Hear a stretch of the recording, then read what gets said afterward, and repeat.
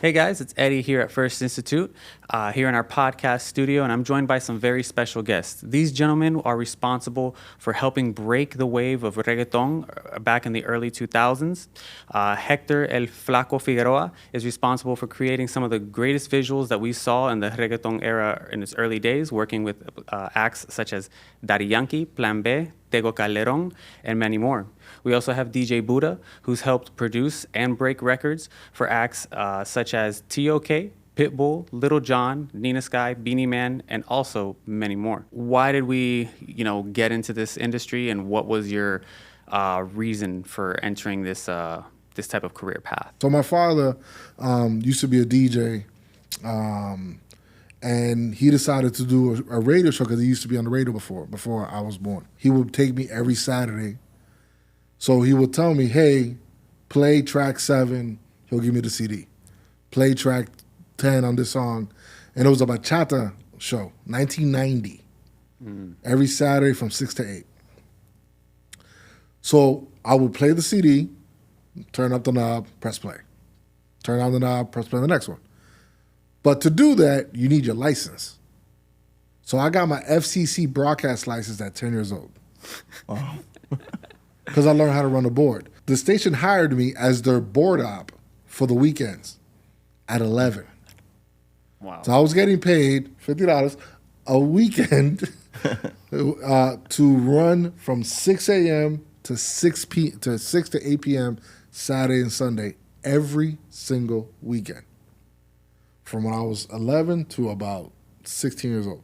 Now it's a Spanish station, so I got to go with all the DJs. I will go DJ now at the clubs at 10, 11, 12 years old. Yeah, so and it again goes back to just understanding the technical side of things, Yeah, for sure. And how did you make the transition from, radio DJ to then DJing for some of the greatest acts, like, from T.O.K., Pitbull, and all that? When I got into Jammin' 94.5, which is the biggest station in that area, that's when dancehall started bubbling again. So I'm talking about 1998. So around 99, T.O.K. Became really big. And we just kicked it off. And they're like, hey, you want to DJ for us a couple of events? I'm like, yeah. And then I just stuck with them and DJed for them for about 4 years. Still DJing on the radio when they're not on, but going on the road. So I'll go to Costa Rica, Japan. And I had my experience of DJing in the clubs, had the thought process of DJing radio that everything has to be clean. It just got me to a better understanding of how to read people. By doing that, then I'm like, well, I could produce music now. So, and to do remixes. So in 2003, that's when the reggaeton boom started coming through commercially with the Nori record and those other songs. It started bubbling. I did a mixtape that did really well called Caribbean Connection. That got picked up by New York Times. It got picked up by Rolling Stones. It got picked up by an Australian newspaper. Said it was a top 10 underground album of the year. Like it did enormous that I obviously never got paid for, but it was one of those things. But out of that, I started building relationships with the reggaeton act. A lot of these reggaeton artists and producers are from the Lawrence, Boston area. Looney Tunes is from Boston. Nicky Jam, born in Lawrence. Yankee, I knew him because he used to go to Lawrence. Sir Speedy is from the Boston area. There's so many people from my area that we knew each other by hey, or I'll DJ a club, they'll be there. But then when stars started aligning, so it became that I got close with them. At that time, Pitt had Culo, and that started bubbling. But he wasn't reggaeton. Pitt has never been reggaeton. Pitt is a hip hop artist that speaks Spanish, and he does Spanish music. You know what I'm saying? But because of that, the boom was there. We did the Gasolina remix, which did okay. So okay, it was a remix that did all right. So because of that remix, it opened the door, and then me and Pitt built a relationship, and I got on the road with Pitt, and me and Pitt did some records that did okay. Did okay. Some of the songs did all right. One sold 12 million, another one sold 8 million. Oh, that's all right. That did all right. That's okay. Modest numbers. But it was a build. And then, I did records I did a remix for Michael Jackson's 25th anniversary. I've done records with Sting. And all these other records I've done was building that. But it's also the ear that I learned when I was younger, right? And still keeping my ties to who I am. You know, I'm Dominican. It's that understanding that really pushes us, and understanding also where we came from and what we have to do to get where we're going. You came from the island of Puerto Rico. Yo vengo también de hacer videos de música de merengue y salsa, que yo hacía 2 y 3 videos en un solo día. O sea, yo alquilaba un estudio, por la mañana grabo a ti, por la tarde a ti, por la noche a ti. Iba para Santo Domingo, grababa 3 videos en un día. Me iba para Nueva York, grababa 3 videos en un día. En un solo día. Algo que les recomiendo a todo el mundo. O sea, siempre todo el mundo quiere estar en el film. Estudien. Estudien. ¿Sabes? Si hay, tienen este tipo de sitios donde pueden aprender, háganlo. Porque una de mis limitaciones era eso. Porque para llegar a donde llegué, en cierto momento que llegué a hacer videos para Tiesto, Paul Van Dyke, Ronnie Size, este tipo de música electrónica, etcétera, tuve mucho conflicto en la industria por no tener educación. Ahora, pues, la industria se ha elevado, como todo, y se ha evolucionado. Hay ingenieros, hay promotores, hay directores, hay DPs. Yo hice ahora mismo hace 1 año y medio un video con Daddy Yankee y Lito, que fueron 3 días de filmación, fueron helicópteros, fueron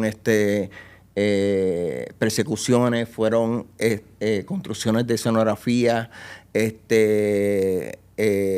fueron animaciones en 3D.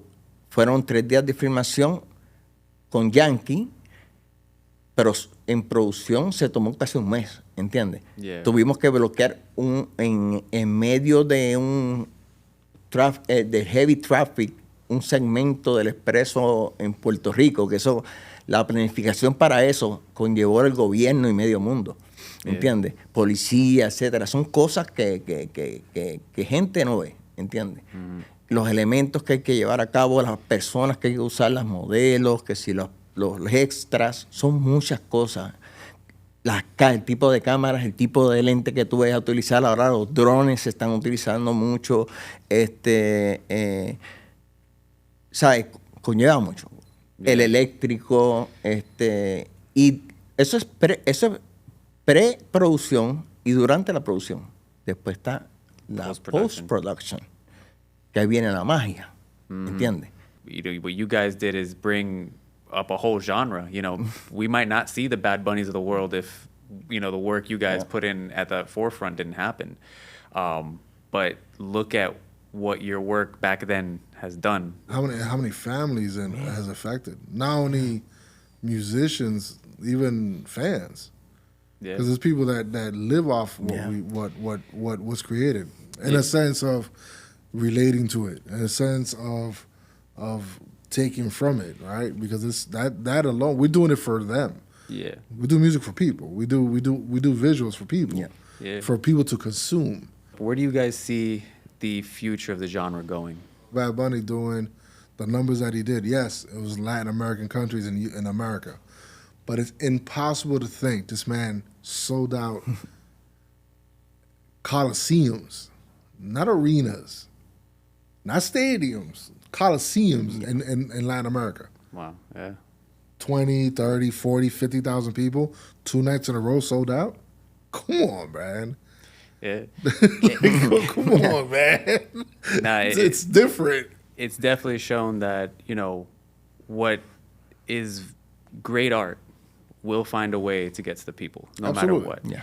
And being that this is a creative industry, there's so much that's different now from the past. It's actually easier now almost to, really at least push your brand forward, whatever that is. What advice would you give to somebody who is looking to get into audio or looking to get into film?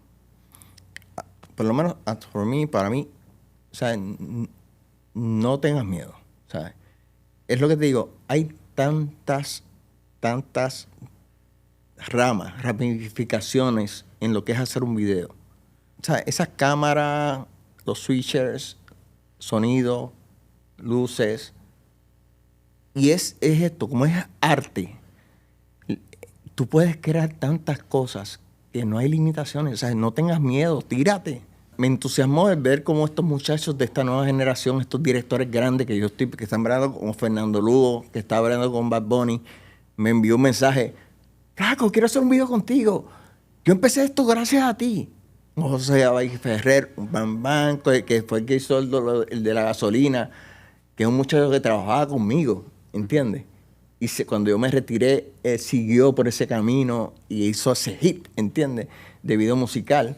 La competencia está bien fuerte porque esto ha evolucionado tanto y va a seguir evolucionando. Ya tienes pantallas 360 que te tiran todo y te corren todo 3D. Si tú te mueves, las pantallas se mueven contigo, lo que está en el background, como está pasando en la serie Mandalorian, pues están utilizándolo para videos, etc. No hay limitaciones. Y si puedes estudiar, mucho mejor. I definitely appreciate your guys' time. Thank you guys again for joining us, and thank you too. Remember to hit that subscribe and hit that notification bell so you never miss an upload. And if you want to learn more about F.I.R.S.T Institute, go to first.edu.